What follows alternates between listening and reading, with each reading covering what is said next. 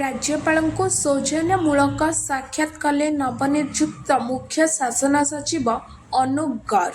ନବବର୍ଷର ପ୍ରଥମ ଦିନରେ ଆଜି ଓଡ଼ିଶାର ନବନିଯୁକ୍ତ ମୁଖ୍ୟ ଶାସନ ସଚିବ ଶ୍ରୀମତୀ ଅନୁପ ଗର୍ଗ ରାଜ୍ୟପାଳ ଡକ୍ଟର ହରିବାବୁ କମ୍ଭମପତିଙ୍କୁ ଲୋକଭବନରେ ସୌଜନ୍ୟମୂଳକ ସାକ୍ଷାତ କରିଛନ୍ତି।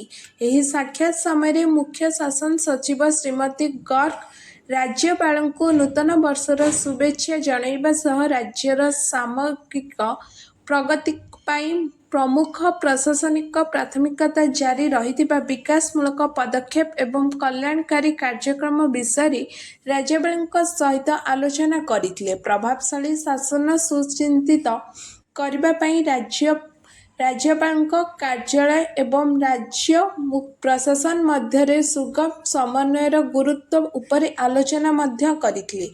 ମୁଖ୍ୟ ଶାସନ ସଚିବ ଶ୍ରୀମତୀ ଅନୁପ ଗର୍ଗଙ୍କ ଏହି ସୌଜନ୍ୟମୂଳକ ସାକ୍ଷାତ କାର୍ଯ୍ୟକ୍ରମକୁ ସ୍ୱାଗତ କରିବା ସହ ଜନସେବା ପାଇଁ ପ୍ରଶାସନର ନିଷ୍ଠାପରତାକୁ ରାଜ୍ୟପାଳ ପ୍ରଶଂସା କରିଥିଲେ। ଏହି ଲକ୍ଷ୍ୟ ହାସଲ ପାଇଁ ଦଳଗତ ଭାବେ କାର୍ଯ୍ୟ କରିବାର ଆବଶ୍ୟକତା ଉପରେ ଗୁରୁତ୍ୱାରୋପ କରି ରାଜ୍ୟପାଳ ଆଗାମୀ ବର୍ଷର ନିରନ୍ତର ବିକାଶ ଓ ଓଡ଼ିଶାବାସୀଙ୍କ ମଙ୍ଗଳ ଉପରେ ଗୁରୁତ୍ୱାରୋପ କରିଥିଲେ। Bureau report, around Odisha live.